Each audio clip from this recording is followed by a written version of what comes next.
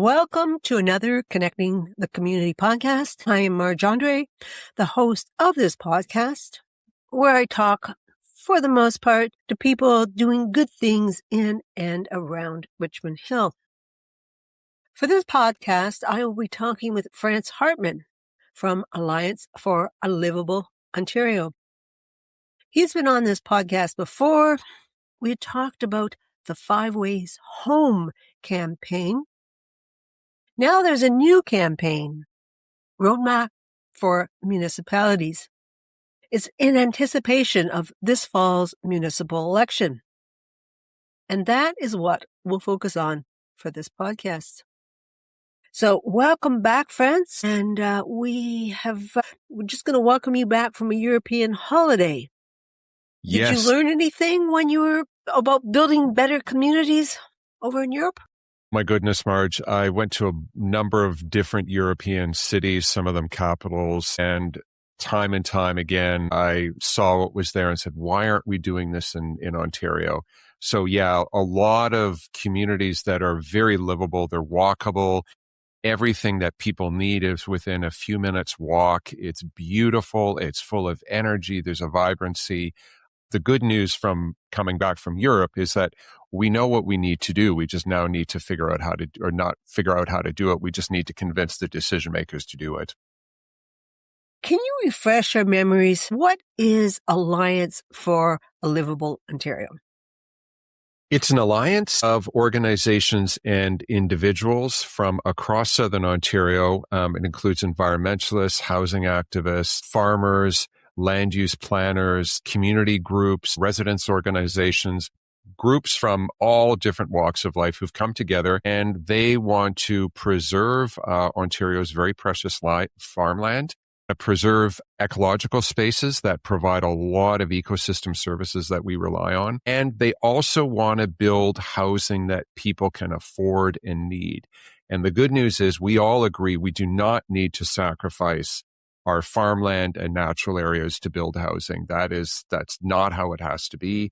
We can have everything. So that's what the Alliance for Liveable Ontario does. And we just work together to coordinate our efforts and every once in a while put out materials and campaigns to hopefully help people push for livable actions in their communities. Very good. You have gathered an amazing group of people for this alliance, so kudos to you. But I'd like you to define what livable community actually means. Wow. Well, the good news is my definition will differ from others who you asked this question to, who are also part of the Alliance for Liveable Ontario. And I think that's one of the magical things about the concept of livable community is that it allows you to kind of put in there what matters to you. I would say what is common to most of the groups that are part of this and most of the individuals that are part of this, and we have over 1,000 individuals and groups that represent hundreds of thousands of Ontarians. What brings us together is that livable it's spaces where we do not have to sacrifice things like food affordability, things like environmental services to create neighborhoods that work for us. We don't have to compromise on housing that, forcing us into housing that's either too far away from where we work or live, or is really, really super small and is in these large high-rise towers, and we have shoebox size of apartments. Livable is creating spaces that are surrounded by farmland and natural areas that are designed for people to move around and to have fun in and to feel that they're part of something. It's not about sacrifice, it's about accommodating, and that's what brings us together. Okay. Thank you for defining that. Now, we're going to be talking about municipal government, and it's a level of government that really doesn't get the attention that federal or provincial government does. There certainly is a lower voter turnout for elections. I'd like to hear your response to why people really should be paying attention to municipal government. Well, As you may or may not know, I actually have a PhD in political science, and I spent 8 or 9 years studying exactly that question. And I've spent the rest of my kind of adult career engaged in politics at the provincial level and municipal level and also the federal level, but almost always as an advocate. Interestingly, people intuitively know that the municipal level of government is the most important one. You repeatedly, study after study, survey after survey shows that most people engage in politics at the local level. That's what brings them to an issue. That's what they'll talk to their neighbors about. Often that's what they will contact politicians about, their local politicians. Then you say, well, what's the most important level of government? They'll go, oh, it's federal and provincial, because that's what they've been told. But I think intuitively they know that the municipal is the most important. Now, why is voter turnout less? Partially because we've been taught that municipal doesn't matter as much, even though intuitively and even though our day-to-day actions, we know that it is the most important thing. And I think that's been one of the challenges that municipal candidates have faced over and over again, is getting people engaged in this. And there's no silver bullet answer to this, Marge. I think we just have to keep telling people, and like anything, this idea that municipal government isn't as important. It's just an idea. And the more we say, well, actually, here's a better idea, here's one that actually rings true to your personal experience, municipal government is in fact very important. One thing I should also note is that under Canada's Constitution, municipalities are what are called creatures of the province. That's how the framers of our Constitution back in 1860s decided things. So from a pure legal perspective, municipalities actually aren't, quote, as important. Or to put it differently, they can be completely subjugated by the province. And we've seen that in the last few years with the current premier, who has time and time again taken away powers or changed decisions made at the municipal level. But just because it doesn't have as much power, it doesn't mean it isn't important. And in fact, municipalities are very important because that's where most of the decisions get made that affect our daily lives. Okay. So you and I still have the work to do to yell and scream and let people know municipal politics, that it's important. So you've got this roadmap. It's got 3 pillars with 10 actions. It fits nicely on a 1-page flyer. Before we start discussing these, how did this document get created? Like, who worked on it? Well, I was the pen. I was the holder of the pen, as it were. Okay. But I can say honestly that this is a document that is a result of hundreds of people and decades of experience embodied. All of this information, we've spent the last 3+ years, this is the Alliance for Liveable Ontario and the key people involved, talking to people, getting the best ideas, talking to really good communicators, and figuring out how do we explain complicated, complex, interconnected ideas in a way that will hopefully capture people's attention, given what's going on right now in the world. I mean, the reality is many people aren't really paying attention to what's going on locally. At least in their brains, they're thinking, oh my goodness, I have to focus on what's happening south of the border, or, in countries across the planet where war is happening. So we got people together and we said, how can we frame this in a way that actually will hopefully resonate with people? So to simple answer to your question, I kind of penned it, but I depended utterly on dozens, if not hundreds of people to come up with the ideas and help craft the language to what you see now. Okay. I think it's a really good document. How would you like to see this document used? Great question. It's kind of a to-do list for municipal leaders. So given where we are right now, we have a number of people are going to be running for office. They're going to be wanting to be local councillors or older people or whatever it's called in your community, and also mayors. So we're hoping that candidates will look at these 10 actions and say, yeah, if elected, I'm going to push them. I'm going to promote them. We're thinking right now about probably releasing a version of this and asking candidates or asking community leaders across Ontario to ask their candidates to endorse these 10 actions. So yeah, the first step is we just want to come up with a set of actions that municipal leaders can say, yeah, can take and help build livable communities. So it's a to-do list. The second way we hope this will be used is that community leaders and people just across Southern Ontario will use this in their discussions with candidates. So a lot of candidates are going to be knocking on doors, asking people for their vote. There will be all candidate meetings. There will be a host of other ways in which candidates interact with voters.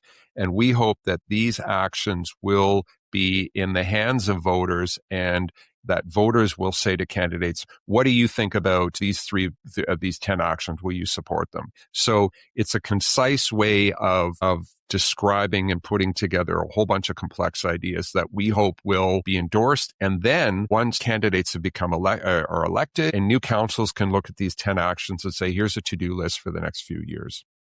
Okay, very good. No, I plan on sending it to those running those and letting them know that this is what I'm thinking. And I also will post it social media and have people please spread far and wide. Thank you. Yeah. And I should say, if people want to see a copy of this, just go to liveableontario.ca. That's LIVEABLE Ontario.ca. And you'll right on the homepage, you'll get a link to the 10 actions, which we're calling the Building a Livable Ontario Roadmap for Municipalities. Very good. It will be in the podcast notes. So I would like to see people really feel very comfortable, confident using this roadmap. So we'll go through each of the 3 pillars. First, build livable neighborhoods. What are we going to be asking our candidates to agree to do? And, I really want you to talk about the missing middle, really, because my next podcast is about the misalignment of providing this missing middle for mid-rise. So, please. So if you think of communities, neighborhoods as homes, right? They're constantly being renovated. They're being updated. New things are being added. Old things are being renovated, etc. And so building livable neighborhoods is really taking that idea and saying, we're going to be doing this anyway, so let's get it right. Okay. So the first one is support the construction of housing within existing neighborhoods.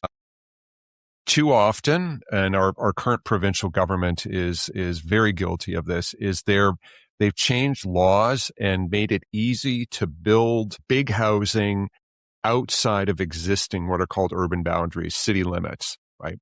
And that means that there's an incentive to build on farmland and natural areas, which we need for a whole bunch of other reasons, which we'll get to. So the first one is support the construction of housing within existing neighborhoods. There's more than enough land. I don't want to say this is true for every community in Ontario, but for the vast majority of communities in Ontario, more than enough land has already been set aside to construct the housing we need. We do not need to build on farmland. We do not need to build on natural areas. The second action is prioritize the construction of missing middle housing and mid-rise housing that contains multiple units. To be blunt, we do not need more single-family homes in suburban neighborhoods. There are lots of them around. There will be many of those homes are going to be available over the next decade or two as people my age and perhaps your age retire and move into other places. What we need are so-called missing middle homes. I'm living right now in a missing middle house. I'm living in a laneway house in downtown Toronto, and I'm at this moment looking at the main house, the house that we lived in for over 20 years, that's now being rented out to a family of 6 people. Before we moved when we lived in that big house, there were 2 of us living in a 4-bedroom house. Now 2 of us are living in a laneway house, a 2-bedroom laneway house, which is wonderful. There's other types of missing middle housing. There's mid-rise housing, 4 to 6 to 8-story homes. You were asking me, what did I see in Europe? I saw a lot of housing, which we would call missing middle housing, which is built in existing areas, and it's designed. You've got homes for single people. You've got homes all the way to homes for families with 4, 5, 6, 7 people. So we need more of that, and we need a diversity of housing types. We need to have multi-unit housing. And if we build this, guess what? We don't need to build the 40 to 60 story skyscraper towers with buildings in them, or at least there'll be less demand for those. Some people will always want to live there. The third item for building, or third action for building a livable neighborhood, is ensure all new developments include upgrades to and the creation of social and physical infrastructure and that communities need. When we build more, we need to make sure, or when there's more people living in a neighborhood, we need to make sure that the right infrastructure is there, that the right libraries are there, that the right bike lanes, for example, if that's how people get around, more fire stations, all of the infrastructure, the physical infrastructure, but also the social infrastructure, the community centers, etc., that people need. Because a livable neighborhood isn't just the buildings; it is the services, it's the connections, it's the small bakeries and cafes and stores that people spend time in. And then the final action is to prioritize transportation options that encourage walking, cycling, and public transit use. We have to get out of the mindset that communities need to be built for cars or getting around in cars. And we have to get in the mindset that is communities should be built so people can get around from point A to point B effectively. For some, that will mean driving, but for many people, it will mean walking and cycling and taking public transit. So let's focus on what we want to get done, not the tool. Let's build our communities to let us get around, not to use one specific tool that sometimes works well, but most times doesn't.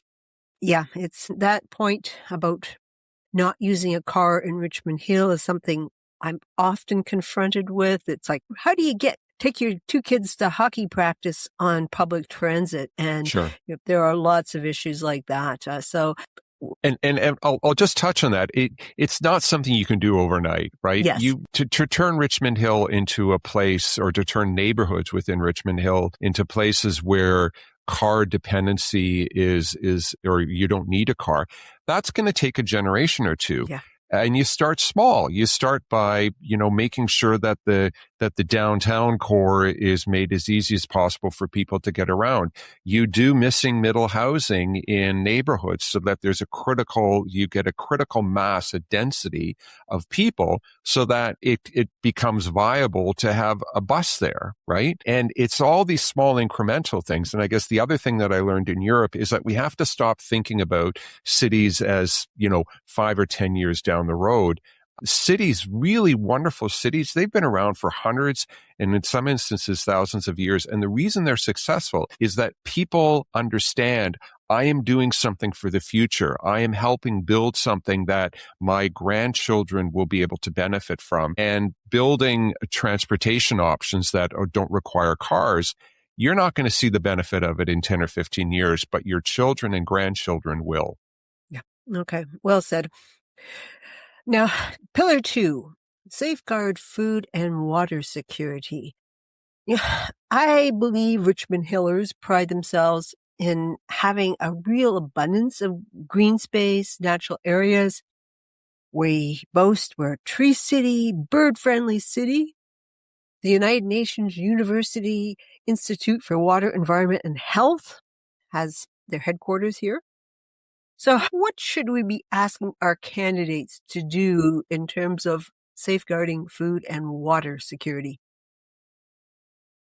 Well, I'm not an expert on Richmond Hill planning or land use planning, so I can't say specifically, but what I can say at a very high level in a very general way is for starters, don't ask for expanding urban boundaries into natural areas and farmland, right? I know enough about Richmond Hill to know that there's already enough space that's been set aside for housing to meet all the housing needs that Richmond Hill has, probably going 40 or 50 years into the future. So number one is, as we said, just make sure all new construction takes place within existing urban boundaries. Don't expand them. Number two, there probably is land that has farmland or natural areas that has within the existing urban boundaries that have already been designated for suburban neighborhoods. And one thing candidates and Richmond Hill residents could do is say, well, is this the best use of this land? And given that we need to safeguard our food and water security, I mean, we've got tariff threats from the White House. The cost of energy is going up. It's really expensive to import food from south of the border, to say nothing of the fact that they may turn off that tap. They may stop exporting food at some point for a whole number of reasons, including tariffs and the climate crisis with droughts, reducing the amount of food that's created. So every acre of farmland is precious. And if there is farmland within the existing urban boundaries that is slated for development, maybe think about saying, you know what, let's not put development there. Let's leave it as farmland. Let the farmers continue growing produce that will help safeguard our water security. And let's look at other options where we can build housing. And this gets back, Marge, to your point about the importance of missing middle. There are a lot of places where homes can be built. There are a lot of single-family homes in Richmond Hill that are occupied by people my age. I'm in my early 60s, and where they have this beautiful 3, 4, 5, 6-bedroom home, and there's 2 people living there. Why not think about renovating that house and turning it into 2 units? There's a great project out of the University of Toronto called rehousing.ca. And what they've done is they've come up with plans, high-level plans, not plans you can take to get a building permit, but plans about how to renovate existing single-family homes into 2 or 3 or 4 units. And so instead of building on farmland, instead of building on or natural areas, because we could make the same argument for ecological spaces that help us reduce the risk of flooding, that help, make sure pollinators thrive, and we need pollinators to grow food, etc. Instead of building on ecological and farmland that may already be slated for development, focus instead on finding innovative ways of building new homes within existing neighborhoods where homes already exist. Yeah. No, I think that idea is key. I'm very interested, and I'll put in the podcast notes the idea of rehousing, because that is key, because I am one who lives in this house with 2 people, and it's like I use a fraction of it, and it really would make sense to be able to divide it up and get some income from it as well. Or what we did, we said, well, we're not going to change our big house, but we'll build what's called an auxiliary dwelling unit, ADU in planning terms. We call it a laneway house. We used to sit on where our garage was, and it's great for us to live in. And now we're renting the house out to a family of 5 or 6 people. It doesn't really matter whether it's 1 unit or 3 units. The point is you want to get it full. You want it to be used properly. Yeah. And that's what missing middle housing is all about. Very good. And I do know that in Richmond Hill, the studies have been done, and there is more than enough land to build the housing that is required. The province has said you need to have this many, and the land is there. So we don't have a problem with that. I do believe the protection of the Greenbelt is key. I'm afraid that people may have forgotten about its importance. Just Richmond Hill's growing quickly. So by definition, many people who live here now didn't live here when the Greenbelt was established back in 2005. And I'll give a shout out to your podcast, and particularly the one with Margaret Profit, Director of the Ontario Greenbelt Alliance. Very worthwhile to listen to. So yeah, I think that is a podcast I will be spreading, letting lots of people. Here's your good primer on the Greenbelt. But what should we be asking our candidates? Sure. Yeah. And people can find the podcasts at YouTube. Just go to YouTube and then search Liveable Ontario. Again, Liveable. Yes. So yeah, what should candidates do? So candidates in Richmond Hill, what we're saying is put forward a council resolution that supports the protection and expansion of the Greenbelt.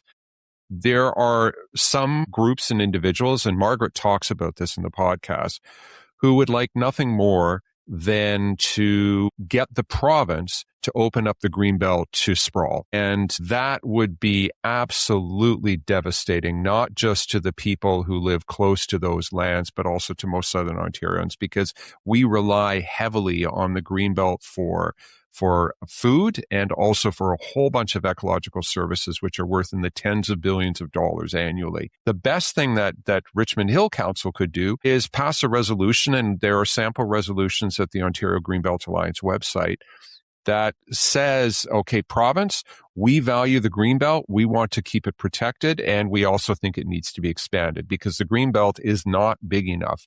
There are still too much land that is absolutely vital to safeguard our food and water security that is not being properly protected. And the Greenbelt and having it protected by the Greenbelt would be a very important step towards safeguarding our food and water security.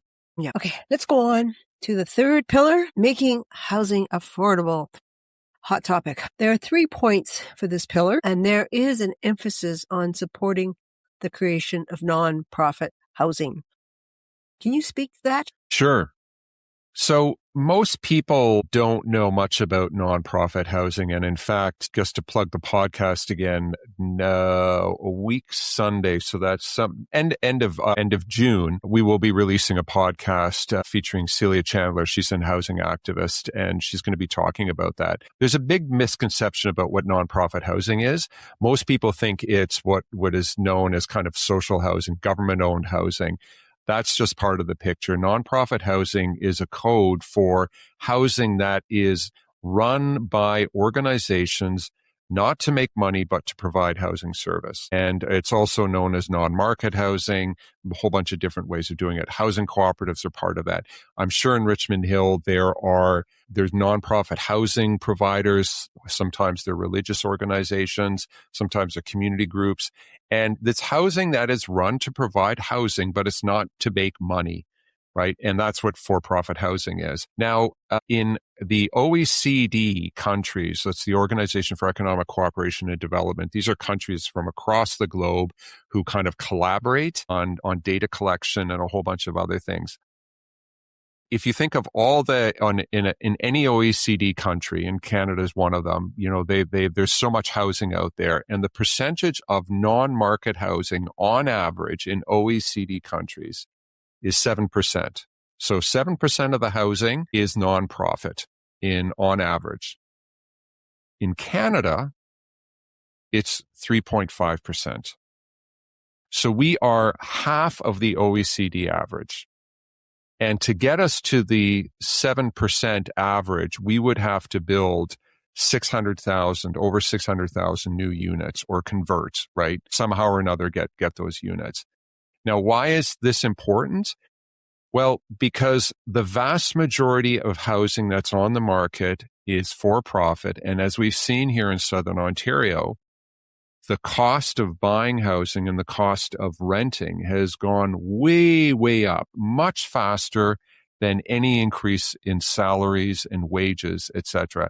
And that has led to the affordability crisis.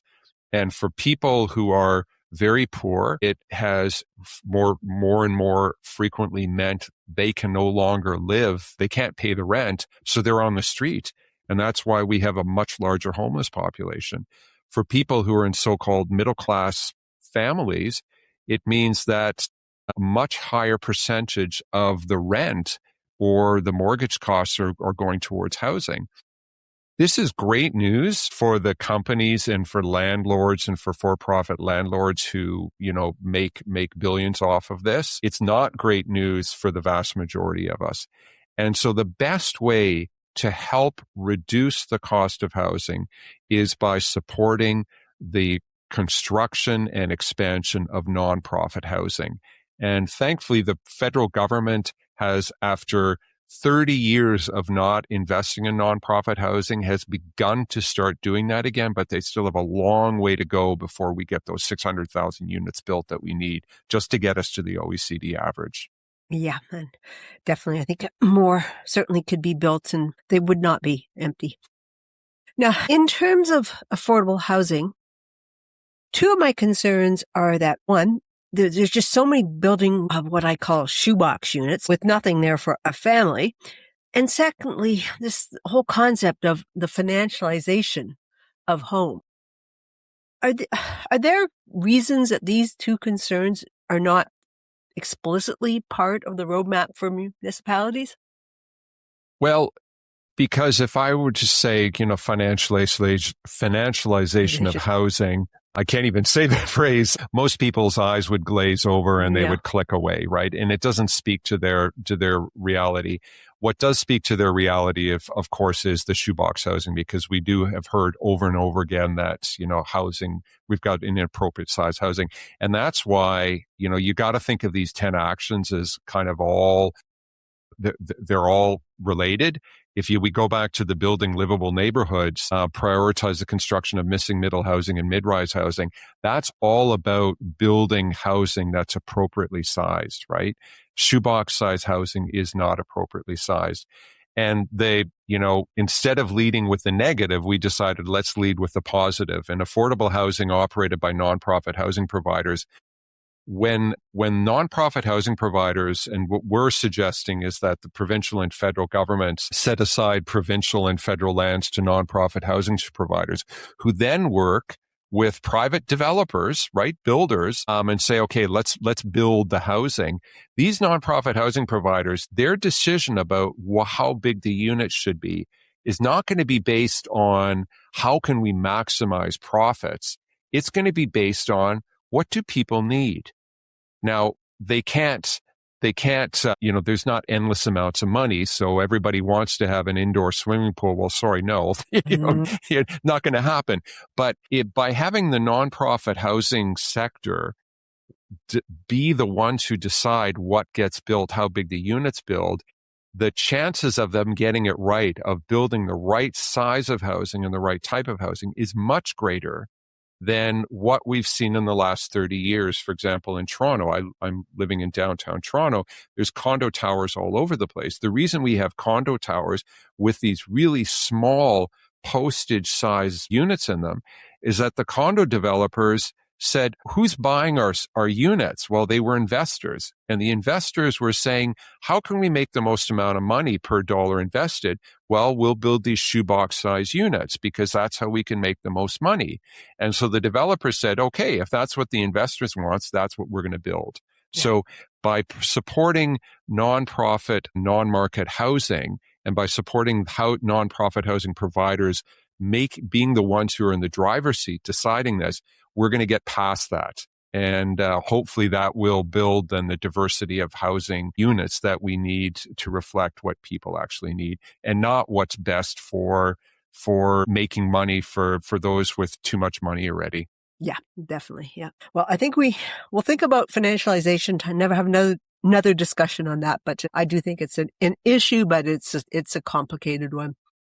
Now, there will be, I'm not sure if you've heard about this major development at Highway 7 and Yonge. It's almost like a new city's being built.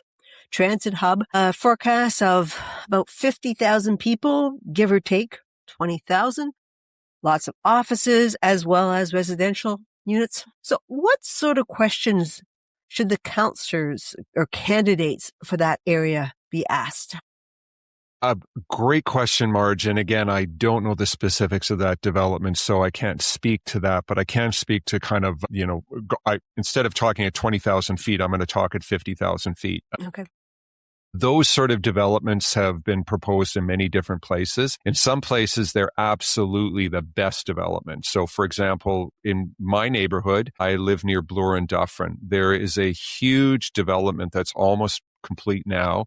There are, I think, 8 towers. I think there's probably 8,000 new units there. Some people in the neighborhood were upset with that. I kept saying, well, actually, this is exactly where you want it to be.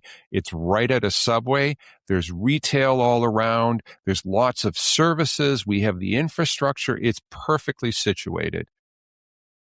Other developments of that size are in areas where there is not appropriate infrastructure. And in fact, where it would be very difficult to put that infrastructure in, and it may be too big. My response is that there is no one magic bullet. This development, if the goal of this development in Richmond Hill is to meet some density targets or meet some housing needs, maybe it's the right one, or it's a combination of things. Maybe it's a combination of doing infill in existing neighborhoods, like the rehousing idea we were talking about before, where you convert a single family house into 2 units.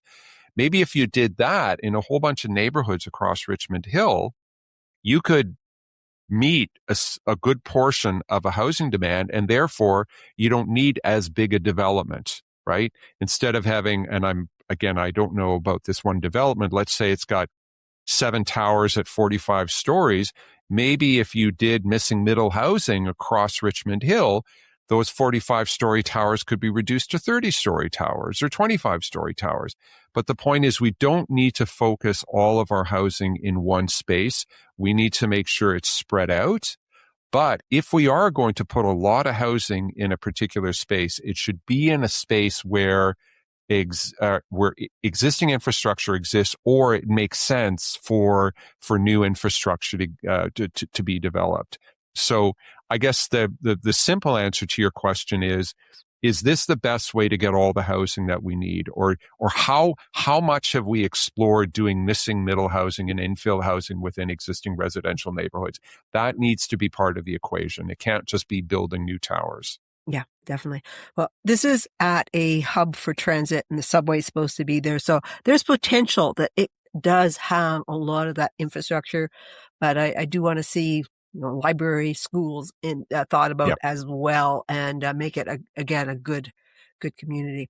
Yeah. And I think that's where the recommendations in the Build Livable Neighborhoods pillar of the 10 action items, those kind of almost, they provide a high level check mark. Is this the right way of doing it? And maybe it is, maybe the proposal is the best one.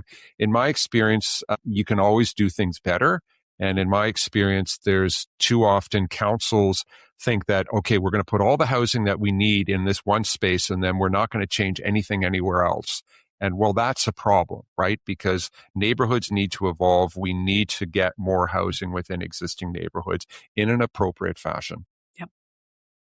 Last week at my Connecting the Community meeting, we discussed what makes a good counselor. And the responses included being a well-informed, and also that they should have an understanding of development in the industry, a good understanding of the economic tabulations a landowner will make before building.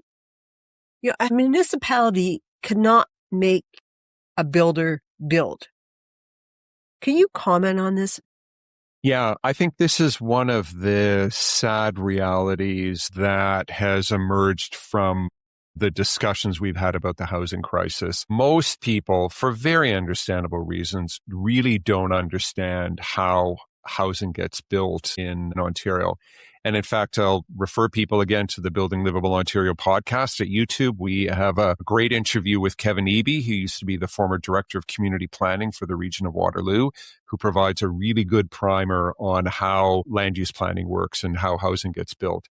And the simplified version is the province sets very high level planning laws and rules, and then municipalities then go ahead and they set specific laws and rules based on the high level provincial rules for pieces of land that they have control over. And then a municipality can say, okay, I'm pulling this out of the air, of course, yes, we allow a 40-story building here, but they very rarely are the ones that would build that building. Now, that's part of the reason that, we're pushing for more nonprofit, non-market housing, because governments could, in fact, be the ones that build there. But the decision to build is mostly made by developers. But developers have seemed to suggest, or some developers, and I focus to this organization called Build, BILD, which represents some of the most powerful developers in Ontario. They have, to be kind to them, perhaps not properly explained how the system works. And they seem to suggest that that what's holding them back from building stuff are bad government policies, even though governments in the province have changed policies to make it, they've done everything that Build has asked for. But in the end, housing gets built because somebody invests the money in it. And the private sector has not been investing money because they've realized we can't make money anymore. And so they're not doing anything.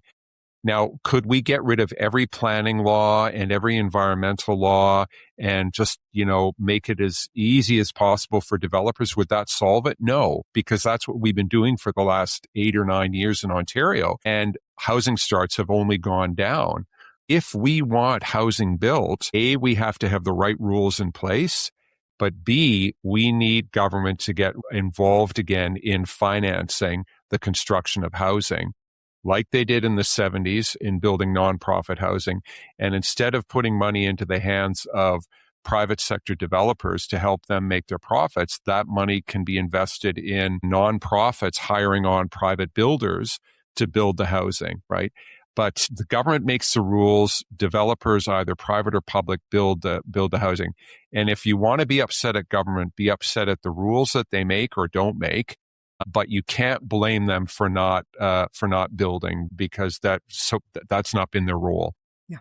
Okay. Thank you for that explanation. Now, is there anything else that you'd like to add? Well, all of the issues that we've been talking about today, Marge, have been covered and are being covered in the podcast at the Building Liveable Ontario podcast at YouTube.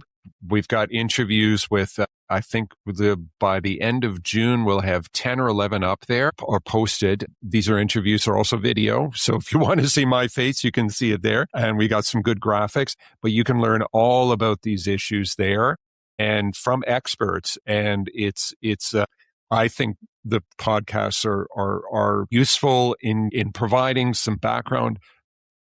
I think if you want to learn more about these issues, just check out the podcasts. They run anywhere from 30 minutes to an hour, and you'll get a lot of in-depth knowledge that will allow you to better understand this. And of course, just stay, go to the liveableontario.ca website, sign up to our newsletter, and you'll learn more. And look for tools over the next couple of months that will help you engage your candidates on these issues.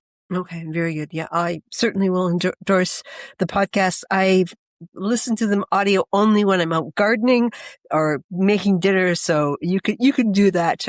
But really, you've got great podcast guests, so I've really been quite impressed with how much you actually learn by listening to them.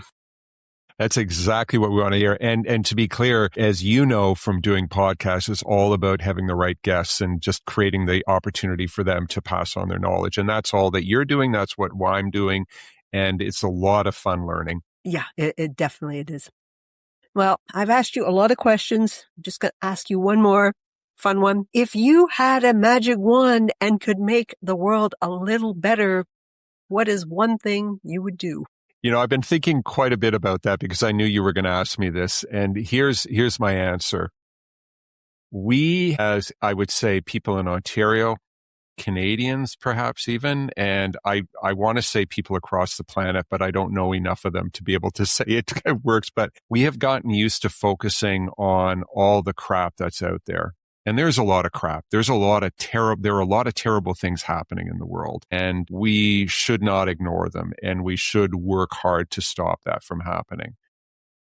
But in our focus on all the terrible things, we forget or at minimum ignore the incredible, wonderful things that are happening out there.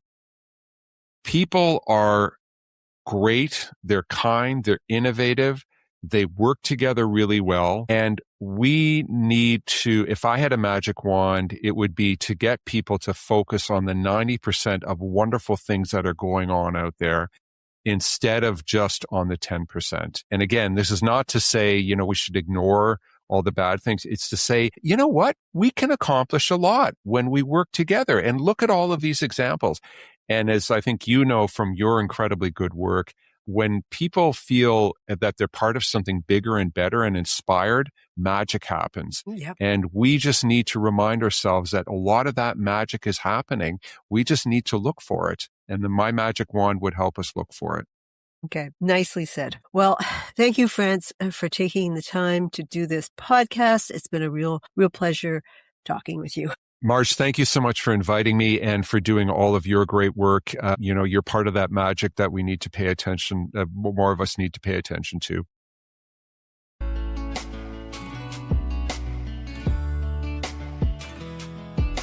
Thank you for listening. I would appreciate you sharing this podcast. Consider emailing me at Marge, M-A-R-J, at margeandre.com. I would welcome suggestions for podcast guests. Let's stay connected.